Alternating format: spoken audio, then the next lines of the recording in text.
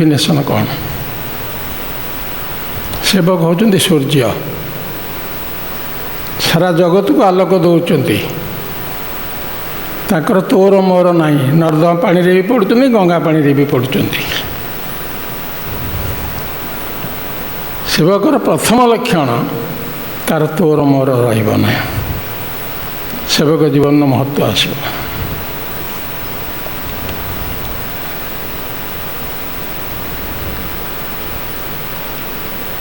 ଆଉ ସେବକଙ୍କର ଯାହା ଆମର ଇଏ ଅଛି, ଚାରିଟା, ସିଏ ସଂଯମୀ ହେବେ, ସତ୍ୟନିଷ୍ଠ ହେବେ, ଶ୍ରଦ୍ଧା ରହିବ ଆଉ ସେବା ରହିବ, ତାହେଲେ ସେ ସେବକ। ସଂଯମୀ ହେବେ, ବାକ୍ ସଂଯମ, ଦେହ ସଂଯମ, ମନ ସଂଯମ। ଏଥିରେ ଯଦି ଗୋଟିଏ ବ୍ୟତିକ୍ରମ ଆମର ହେଇଛି, ତାହେଲେ ଆମେ ସେବକ ହେବାକୁ ଠାକୁରଙ୍କ ପାଖରେ ଚେଷ୍ଟା କରୁଛୁ, ଆମେ ସେବକ ନୁହେଁ। କହିଦେଲେ ହେବନି, ଉଚ୍ଚାରଣରେ ଚଳିବ ନାହିଁ, ଆଚରଣକୁ ଆଣିବାକୁ ହେବ।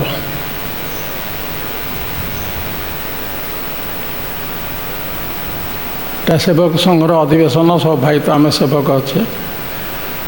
ସେବକର ଏଇ ଯେଉଁ ଲକ୍ଷଣ ଗୁଡ଼ାକ ଅଛି, ଆମକୁ ଜୀବନରେ ପ୍ରତିଫଳିତ କରିବାକୁ ହେବ। ହେଇନି, ଠିକ୍ ଅଛି, ବ୍ୟସ୍ତ ହେବାର ନାହିଁ। ଯଦି ହେଇଯାଆନ୍ତା, ଶାସ୍ତ୍ର ଏତେ କଥା ଲେଖନ୍ତା କାହିଁକି? ଠାକୁର ଏତେ କଥା କହନ୍ତେ କାହିଁକି? ହେବନି ବୋଲି କହୁଛନ୍ତି।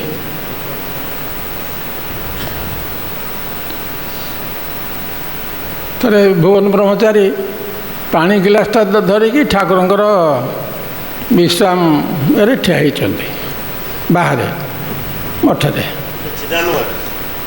ନାଇଁ, ଭୁବନ ବ୍ରହ୍ମଚାରୀ ତାଙ୍କ ସେବକ ଯିଏ, ସିଏ ଯେତେବେଳେ ତାଙ୍କୁ ଶୋଷ ଲାଗିଛି, ଏ ନେଇକି ଦେଲାବେଳକୁ କହିଲେ କେମିତି ଜାଣିଲି ନା, ମୋତେ ଜଣାପଡ଼ିଲା ଯେମିତି ଆପଣ ପାଣି ଗ୍ଲାସ ଚାହୁଁଛନ୍ତି।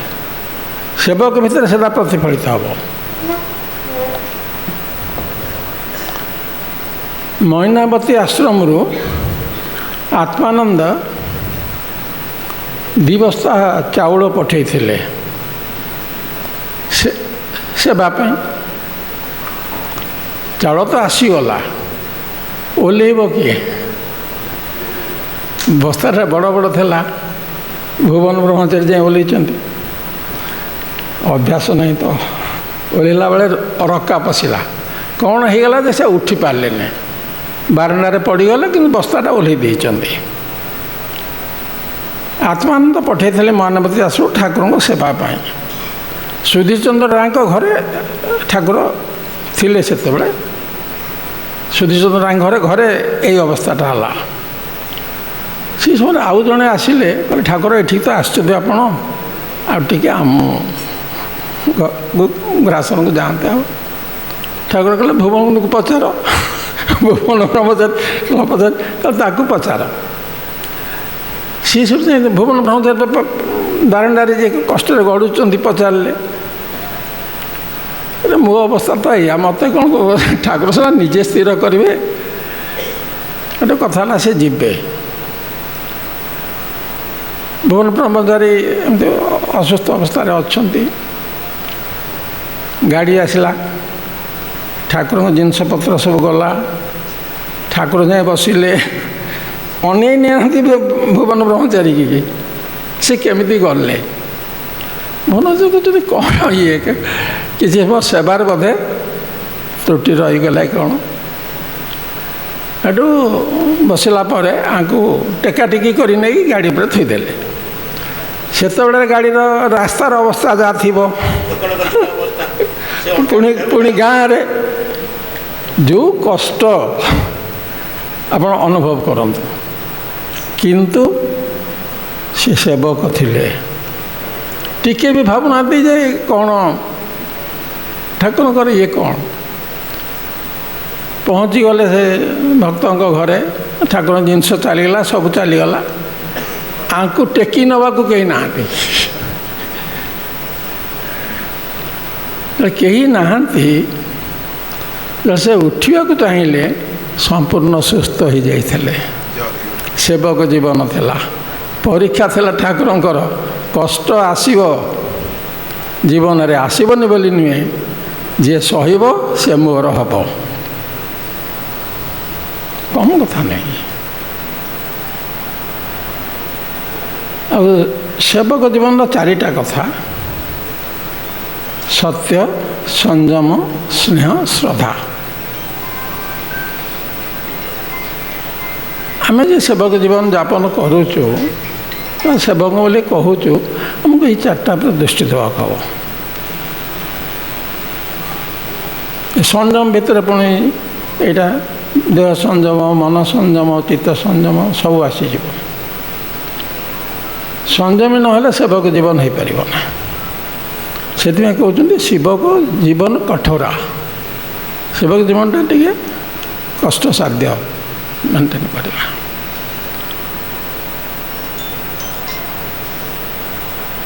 ତାପରେ ସେବକଙ୍କର ଏ ଯେଉଁଟା ଆର ବର୍ଷ ବି ଏଇଟା ଡିସ୍କସନ୍ ହେଇଥିଲା,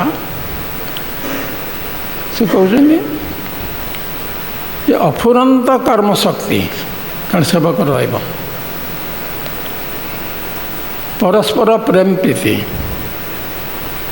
ଆଉ ଗୋଟେ ସ୍ମରଣ ଶକ୍ତି। ଏ ତିନିଟା ହେଲେ ଯେ ଜଣେ ଭଲ ସେବକ ହୋଇପାରିବ।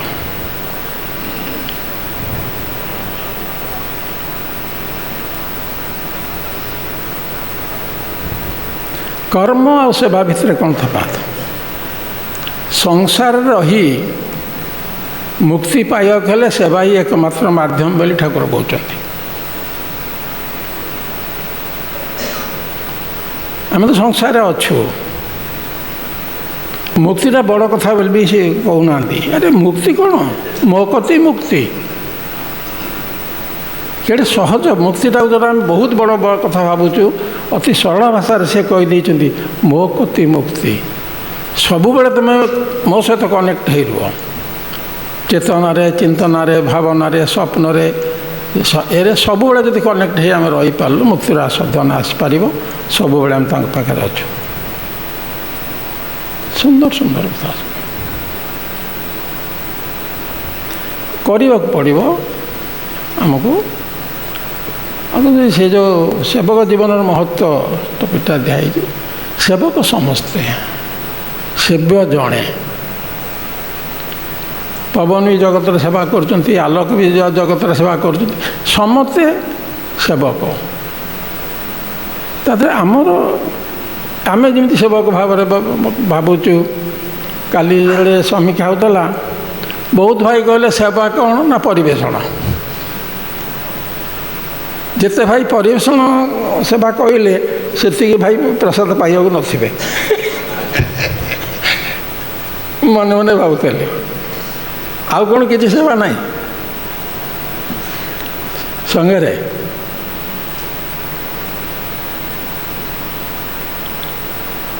ଏ ଯେଉଁ ସେବକର ମହତ୍ଵଟା, ଏଇ ଟପିକଟା ବହୁତ ଭାବି ଚିନ୍ତିକି ଦେଇଛନ୍ତି ଆମର ତ୍ରେତୟା ଯୁଗର ଅଧିକାରୀ ପୁରୁଷ ରାମ ଭାଇ। ତ୍ରେତୟା ଯୁଗର ନା,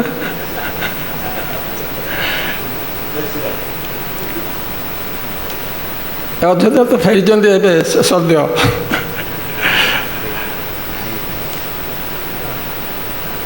ତାଙ୍କର ଏକମାତ୍ର ମହତ୍ଵ ହେଉଛି ଜଣେ ସେବକର ସେ ନିରହଙ୍କାରୀ ହେବ। ନିରହଙ୍କାରୀ ନହେଲେ ଆମେ ସେବକ ହୋଇପାରିବୁନି। ଆମେ ସଙ୍ଗୀତ ବିଭାଗ ଗାଉଛନ୍ତି, ଯଦି ତାଙ୍କର ଟିକେ ଅହଙ୍କାର ହେଲା, କେତେ ସୁନ୍ଦର ମୁଁ ଗାଇଲି, ତାହେଲେ ସେ ସଙ୍ଗୀତ ପ୍ରାର୍ଥନା ହେଲାନି, ଆଉ ସେ ଗୀତରେ ପରିଣତ ହେଇଗଲା। ନିରହଙ୍କାରୀ ହେବେ ସେ ପ୍ରଥମ। ସତ୍ୟ, ସରଳତା, ସଂଯମ, ଶ୍ରଦ୍ଧା, ଏଇ ଚାରିଟାକୁ ଯିଏ ଆଶ୍ରୟ କରେ ସେ ସେବକ।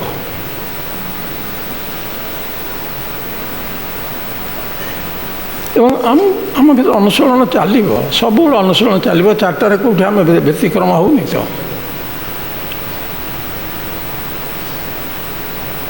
ଆଉ ଆମର ପ୍ରିୟ ଦୁର୍ଗାଚରଣ ଭାଇ ଗୋଟେ କହୁଥିଲେ ସେବକଙ୍କର ଇଏରେ, ହାତରେ କାମ, ମୁଖରେ ନାମ, ଅନ୍ତରରେ ସ୍ମରଣ। ଇଏ ହେଉଛି ସେବକଙ୍କ ଯୋଗ୍ୟତା ଭିତରେ ସେ କହୁଥିଲେ। ତାଙ୍କର ଡେଫିନେସନ୍ ଏଟା। ହାତରେ ଠାକୁର କାମ, ଆଉ ଭିତରେ ନାମ ଚାଲିଥିବ, ସ୍ମରଣ ଚାଲିଥିବ। ମୋର ଏଇ ସେବକର ମହତ୍ତ୍ୱ କଥାରେ ଜୀବନର ଆରମ୍ଭ ଯେତେବେଳେ ଏଇ ଧାର୍ମିକ ଇଏରେ ମୋ ପରିବାର ତ ଥିଲି, ଠାକୁର ଜାଣିଥିଲି। ଭାଇ ଯାଇଛନ୍ତି ପଟ୍ଟାମୁଣ୍ଡାଇ, ଆସୁଛନ୍ତି, ମୋ ହାତଟା କେମିତି କରନ୍ତିନି, ସେ ଧରିଛନ୍ତି, କହିଲେ ତୁମେ ଠାକୁରଙ୍କ ପାଖକୁ ଆସିଛ, ଠାକୁରକୁ ଡାକିଲ, ପ୍ରାର୍ଥନା କଲ, ସେ ଆସିଗଲେ କ'ଣ ମାଗିବ? ମୁଁ କହିଲି କୃପା। ନା କୃପା କରିଛନ୍ତି ବୋଲି ତ ଆଇଲ, ଆଉ ମାଗିବ କ'ଣ? କ'ଣ ମନକୁ ଆସିଛ କି? ଆମେ ଯେତେ ଆସିଛେ କୃପା କରିଛନ୍ତି ବୋଲି ଆମେ ଆସିଛେ। ମୁଁ କହିଲି ଆପଣ କହୁନାହାନ୍ତି କ'ଣ ମାଗିବି? ନା ସେବା ମାଗି ନେବ। ସେବା ମାଗିକି ନେବାକୁ ପଡ଼େ। ଆମର ସମ୍ମିଳନୀ ସେବା ଦରଖାସ୍ତ ଦିଅନ୍ତିନି ସବୁ, କିଏ କିଏ ସେବା କରେ? ମାଗିକି ନେବାକୁ ପଡ଼ିବ, କୃପାଟା ସିଆଡ଼ୁ ଆସିବ। ମୋତେ ସେ କହିଲେ ତ କ'ଣ ମାଗିବ? ମୁଁ କହିଲି କୃପା। କହିଲେ କୃପା କରିଛନ୍ତି ବୋଲି ତ ଆସିଛ। ମୁଁ ସେ ହାତ ଟେକିଦେଲି। ମୁଁ କହିଲି ଆପଣ କହୁନାହାନ୍ତି କ'ଣ ମାଗିବେ? ନା ସେବା ମାଗି ନେବ। ସେବକ ଜୀବନ କଠୋର, ଆମକୁ ସତ୍ୟନିଷ୍ଠ ହେବାକୁ ପଡ଼ିବ, ସଂଯମୀ ହେବାକୁ ପଡ଼ିବ, ସ୍ନେହୀ ହେବାକୁ ପଡ଼ିବ ଏବଂ ଶ୍ରଦ୍ଧା। ଏତିକି ହେଲେ ଆମର ଏଇ ସେବକ ଜୀବନ ଯେଉଁଟା ଆମେ କହୁଛୁ ସେଇଟା ହେଇପାରିବ। ସେଥିପାଇଁ ଆମର ଆନ୍ତରିକ ଚେଷ୍ଟା ରହିବା ସହିତ ଠାକୁରଙ୍କର ଆଶୀର୍ବାଦ ମୁଁ ଭିକ୍ଷା କରୁଛି। ଜୀବନ ସଂଯମର ହେଉ, ସତ୍ୟର ଉପରେ ପ୍ରତିଷ୍ଠିତ ହେଉ। ଜୟ ଗୁରୁ। ଜୟ ଗୁରୁ। ସମ୍ପାଦକ ମହୋଦୟ, ବର୍ତ୍ତମାନ ପରପୂଜା ନିମନ୍ତ୍ରଣ ଏବଂ ଭକ୍ତମାନଙ୍କୁ ସୂଚନା ପ୍ରଦାନ କରିବେ ଆମର ପ୍ରିୟ ନରେଶ ଭାଇ।